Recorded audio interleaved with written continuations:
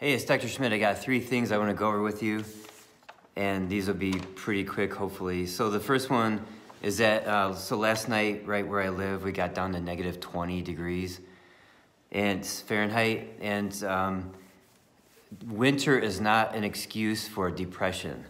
It's more nutritional. And I was at a forum once, it was a panel of psychiatrists, and they're talking about seasonal affective disorder.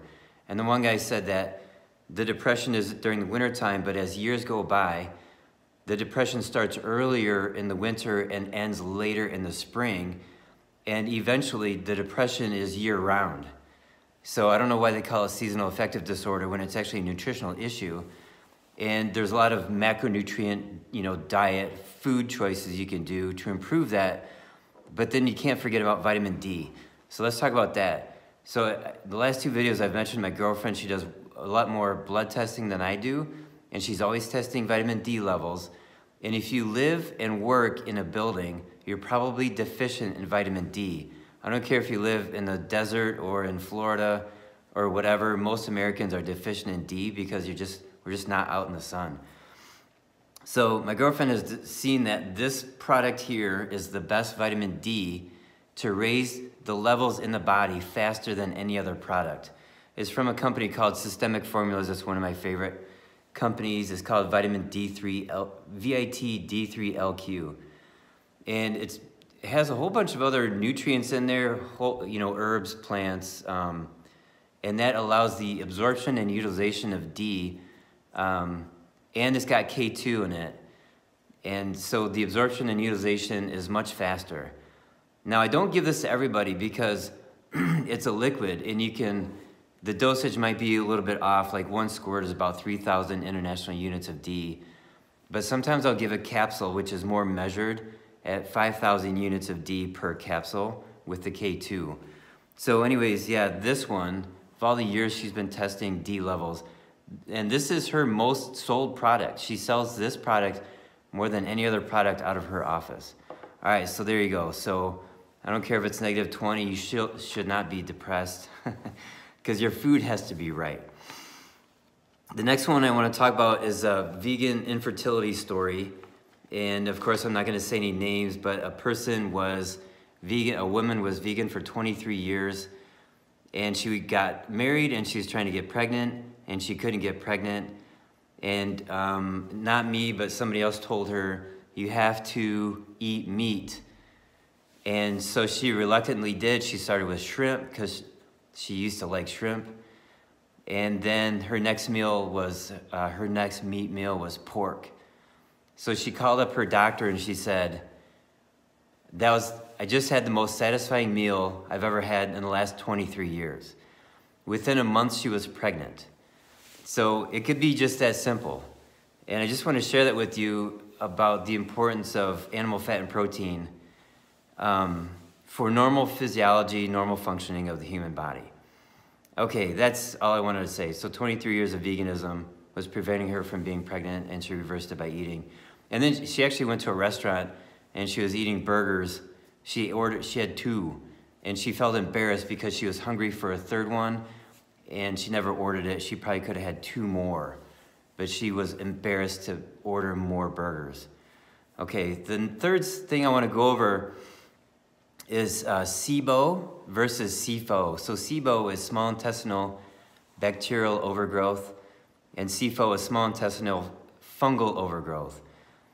And I find the fungal overgrowth is more common by far.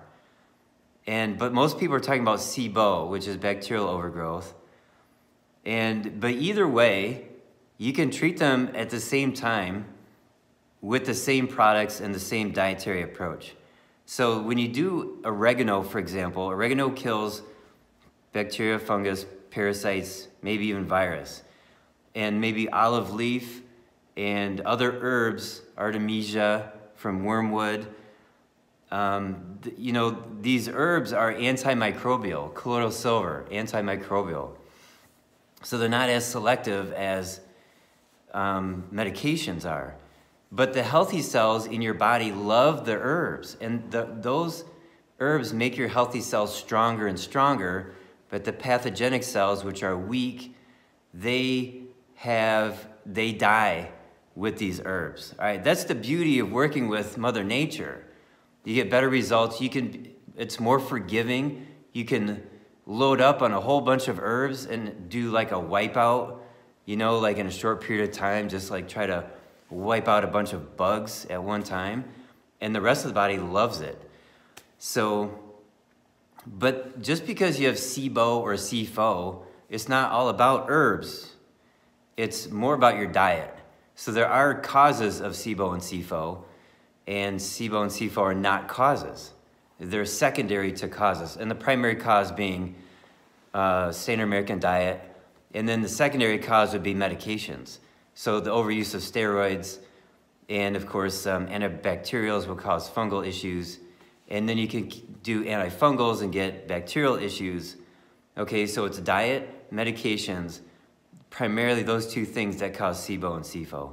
So I think SIBO is being blown up out of proportion, and SIFO is not being talked about enough. And that's why I'm bringing these up. And it's not about like the specific organisms. You can do various lab testing, GI mapping, and stuff like that, and you get like a wide variety of organisms. You know, some of these tests can show that you have 20 or 25 bad organisms that are too far out of the range.